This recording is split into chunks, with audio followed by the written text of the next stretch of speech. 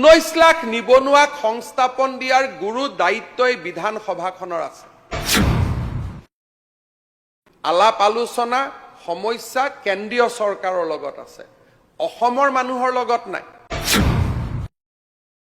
হিমন্ত বিশ্ব শৰ্মাৰ ঘৰৰ কাষত বোম পৰিছে, এইটো সৰু কথা।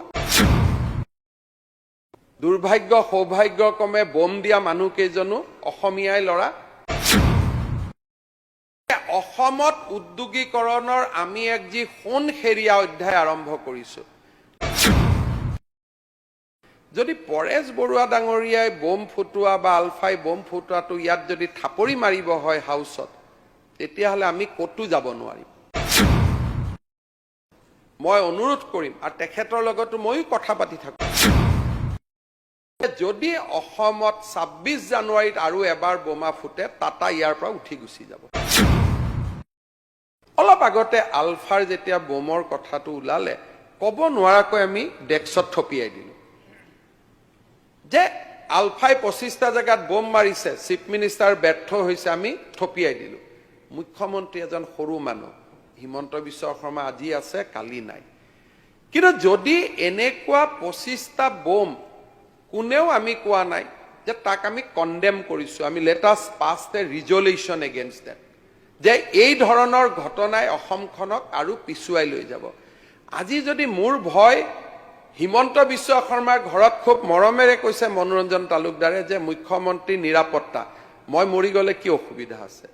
কিন্তু যদি জাগিৰোডত এটা বোম ফুটি গ'লহেঁতেন, টাটা ইণ্ডাষ্ট্ৰীটো মৰি গ'লহেঁতেন। হিমন্ত বিশ্ব শৰ্মাৰ ঘৰৰ কাষত বোম পৰিছে, এইটো সৰু কথা। দুৰ্ভাগ্য সৌভাগ্যক্ৰমে বোম দিয়া মানুহকেইজনো অসমীয়াই ল'ৰা, মোৰ কোনো আক্ষেপ নাই। কিন্তু জাগিৰোডত যদি বোম এটা পৰি গ'লহেঁতেন, টাটা ইণ্ডাষ্ট্ৰীটো সিদিনাখনেই খতম। কাৰণ টাটা ইয়াত সম্পদৰ কাৰণে অহা নাই, জাগিৰোডত কোনো সম্পদৰ কাৰণে অহা নাই। জাগিৰোডত কোনো পানী নাই, কয়লা নাই, খনি নাই, ছেমি কণ্ডাক্টৰত কোনো সম্পদ নালাগে অসমত। একমাত্ৰ উত্তৰ পূৰ্বত উদ্যোগ হওক বুলি প্ৰধানমন্ত্ৰীৰ আহ্বানত তেওঁলোক আহিছে, আৰু বোম ফুটাৰ পিছত মোক 7 বাৰ ফোন কৰি আছে যে যাব পাৰিম নে নোৱাৰিম অসমত। তৃতীয়টো স্তম্ভ হৈছে যে অসমত আমি ইণ্ডাষ্ট্ৰী আনিব লাগিব। মই আজিও হাউচক কওঁ, মুখ্যমন্ত্ৰী হোৱাৰ পিছত মই মুখ্য ন্যায়াধীশ ৰঞ্জন গগৈ ডাঙৰীয়াৰ ঘৰত গৈছিলোঁ। ৰঞ্জন গগৈয়ে মোক 3টা পৰামৰ্শ দিছিল, কেতিয়াবা আমি আলোচনা কৰিম। এটা তেওঁ মোক কৈছিল যে হিমন্ত, এটা ব্ৰেণ্ড লৈ আহা, ৰিলায়েন্স হওক, টাটা হওক, আদানী হওক, কিবা এটা লৈ আহা অসমত, যাতে অসমত ইণ্ডাষ্ট্ৰী হ'ব পাৰে, তাৰ কথাটো ওলায়। কাৰণ অইল ইণ্ডিয়া ONGCৰ বাদে অসমত ইণ্ডাষ্ট্ৰী নাই, আৰু তেল থকা দিনলৈকে তেওঁলোক থাকিব, তেল নোহোৱা হোৱা দিনাখনেই তেওঁলোক গুচি যাব। কিন্তু টাটাৰ ইণ্ডাষ্ট্ৰীটো যিহেতু সম্পদৰ ওপৰত নিৰ্ভৰশীল নহয়, গতিকে এনেকুৱা ইণ্ডাষ্ট্ৰীৰ যদি এটা আমি ইক'চিষ্টেম কৰিব পাৰোঁ, 6টা 7টা 8টা এনেকুৱা ইণ্ডাষ্ট্ৰী আমি লৈ লৈ গৈ থাকিব পাৰিম। এটা এটা ইণ্ডাষ্ট্ৰীয়ে 50,000লৈকে ৰিক্ৰুটমেণ্ট দিব পাৰে। তেওঁলোকে ফেব আৰু এছেম্বলি দুইটাই অসমত পাতিব খুজিছিল। মই পানী নাই বুলি কোৱাত তেওঁলোকে গুচি গ'ল গুজৰাটলৈকে ফেবটো কৰাৰ কাৰণে, নহ'লে একেটা ইণ্ডাষ্ট্ৰীতে 60,000 এমপ্লয়মেণ্ট হ'লহেঁতেন। যিটো পৰিৱেশ তেওঁলোকে যিটো বহল মন লৈ ইয়াত আহিছিল।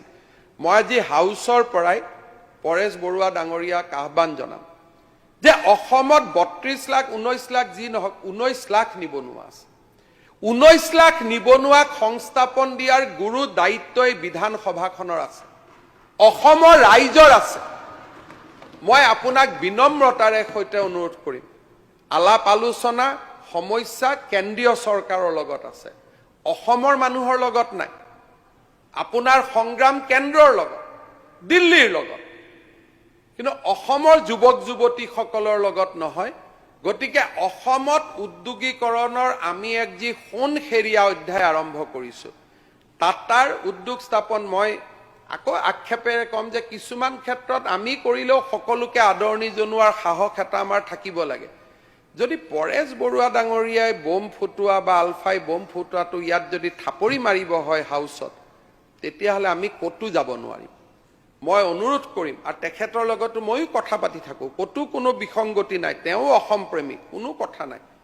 কিন্তু মই বিনম্ৰতাৰে সৈতে অনুৰোধ কৰিম যে যদি অসমত ২৬ জানুৱাৰীত আৰু এবাৰ বোমা ফুটে টাটা ইয়াৰ পৰা উঠি গুচি যাব, ইয়াত নাথাকে।